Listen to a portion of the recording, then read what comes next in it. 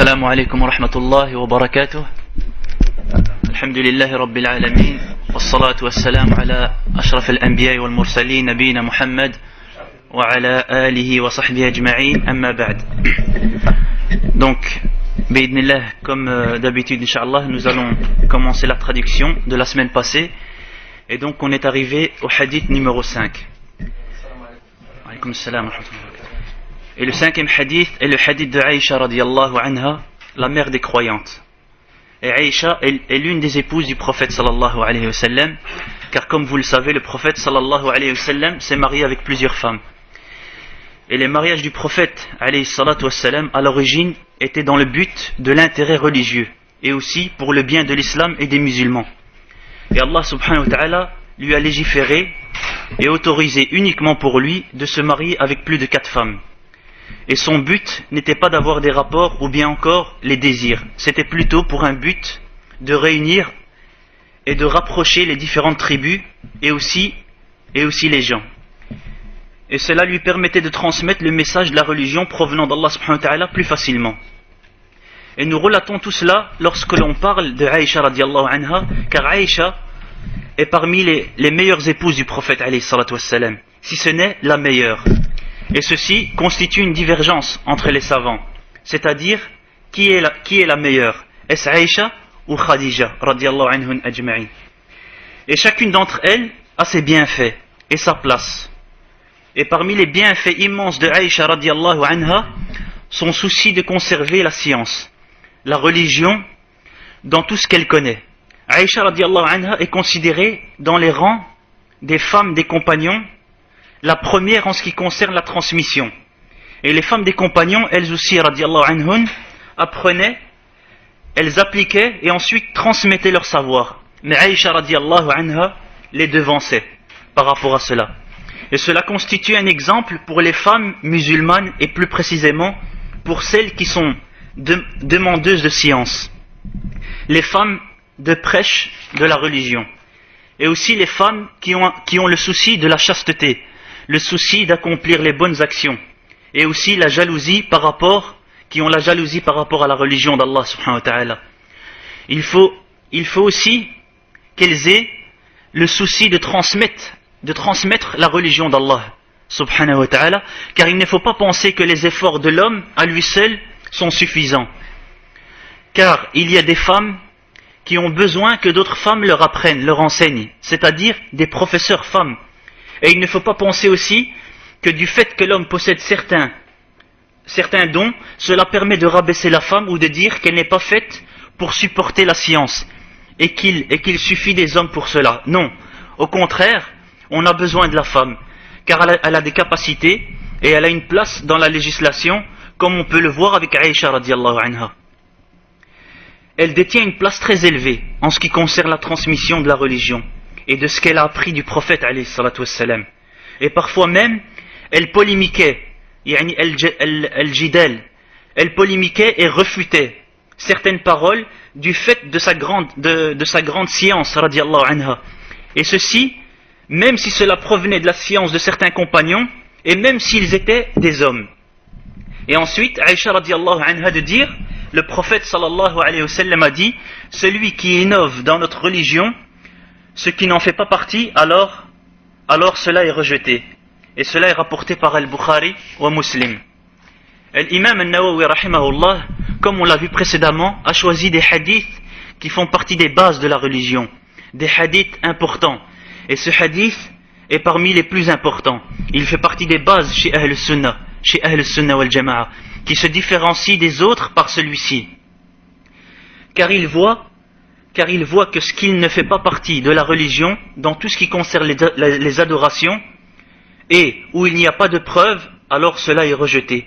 Tout ce qui concerne l'adoration et le fait de se rapprocher d'Allah subhanahu wa ta'ala sans preuve à l'appui, alors cela se retournera contre lui et ne sera pas accepté.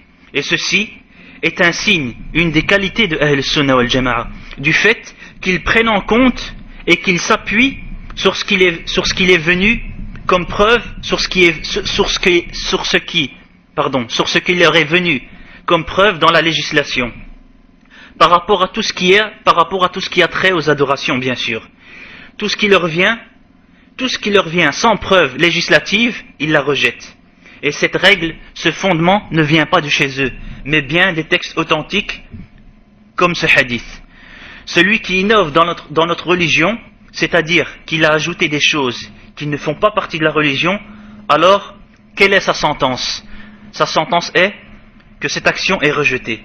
Et il n'y a pas dans la religion autre chose que ce qui nous est venu dans cette religion. Et on peut donner comme exemple la parole d'Allah subhanahu wa ta'ala: Al-yawma akmaltu lakum dinakum. Aujourd'hui, je vous ai parachevé pour vous votre religion. C'est-à-dire, la religion est complète. N'importe quel rajout dans l'adoration ne fait pas partie de la religion. Et aussi, Allah subhanahu wa ta'ala a légiféré dans les textes l'obligation de suivre la voie des croyants. Et que celui qui ne le fait pas aura un châtiment ou sera égaré. Et la voie des croyants et la méthode par laquelle ils ont pris en considération ou se sont basés pour les adorations, cela fait partie des textes. Et la voie des croyants et la méthode par laquelle ils ont pris en considération ou se sont basés pour regrouper les adorations, cela fait partie des textes législatifs.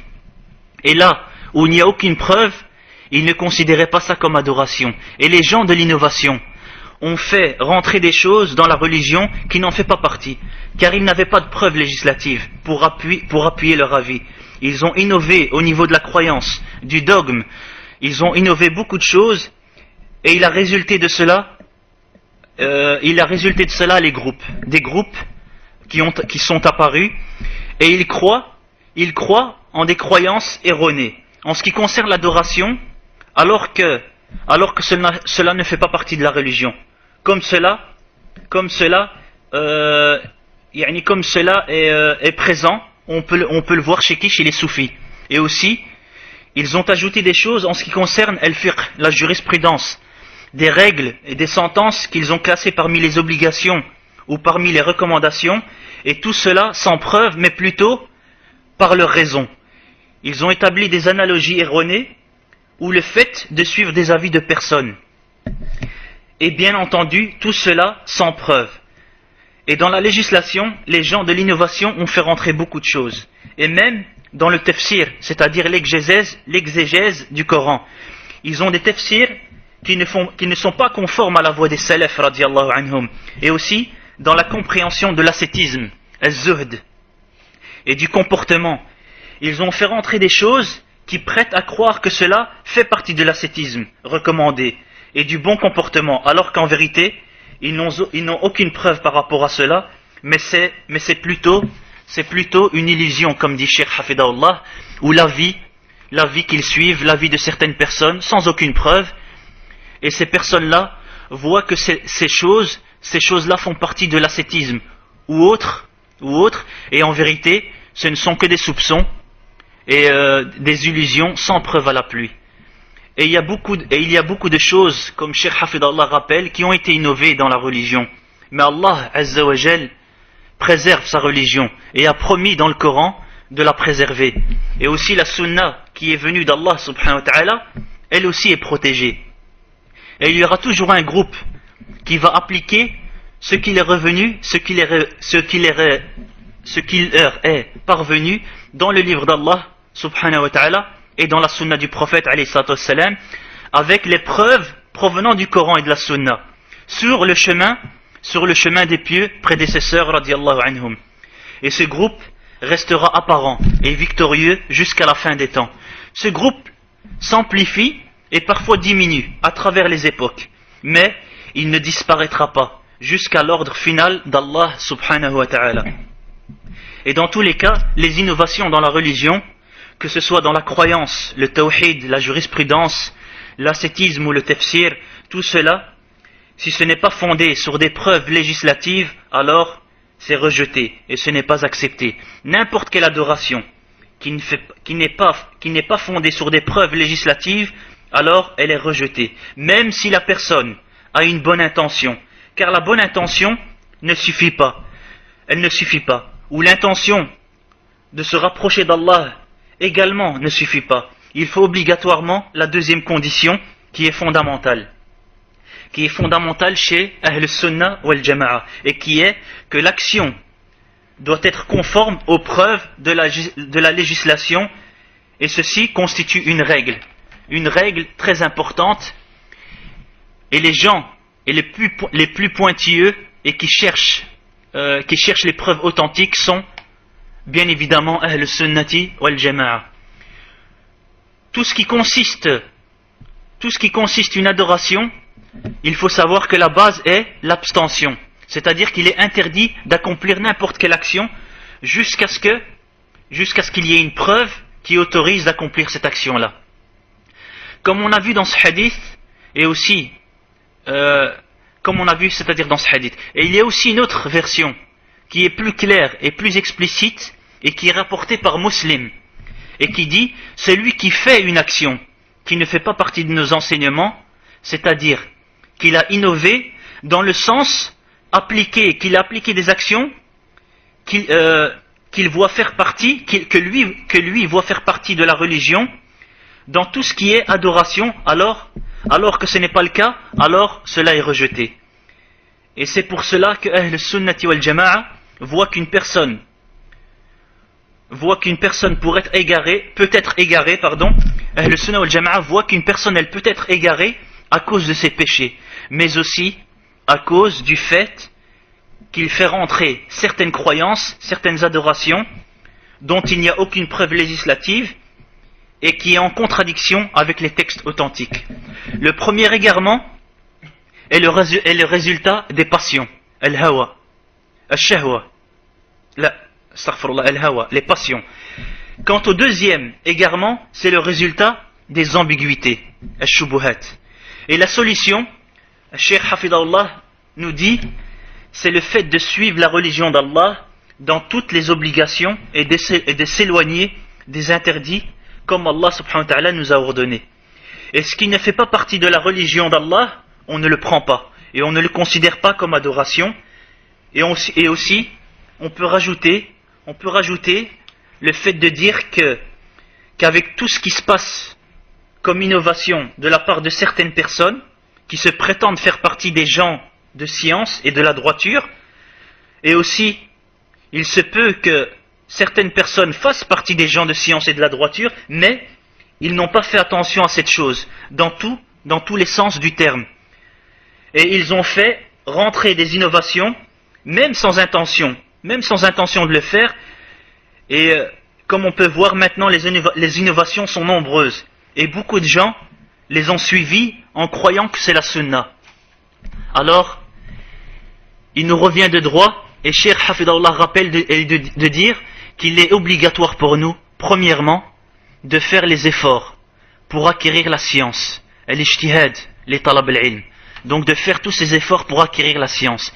Deuxièmement, l'obligation d'apprendre cette science chez Ahl Sunnati wal Jama'a, ceux qui suivent le Coran et la Sunna du prophète alayhi salatu wassalam avec la meilleure des compréhensions. Et troisièmement, après avoir compris tout cela et assimilé, donc bien assimiler tout ça bien sûr, nous devons corriger les croyances des personnes, des gens. Et la science aujourd'hui est devenue encore plus obligatoire qu'auparavant, ou on peut dire encore plus importante qu'auparavant, car ces ambiguïtés, ces innovations dont les gens se sont fait influencer par celles-ci, malheureusement il y a des gens qui en parlent et qui défendent ces innovations et qui les font triompher. Alors si Cheikh Hafidahullah de dire si Ahl Sunnah wal Jama'a, alors qui va riposter et rétorquer à ces gens-là, si ce n'est pas les demandeurs de science qui font partie des gens du savoir de Ahl Sunnah wal Jama'a. Et il termine Cheikh Hafidahullah le hadith par donc c'est le hadith arabe. Donc Cheikh Hafidahullah termine ici la traduction. Wallahu a'lam, wa sallallahu ala nabiyyina Muhammad وعلى آله وصحبه أجمعين وبارك الله فيكم لحسن استماعكم وجزاكم الله خيرا والسلام عليكم ورحمة الله وبركاته.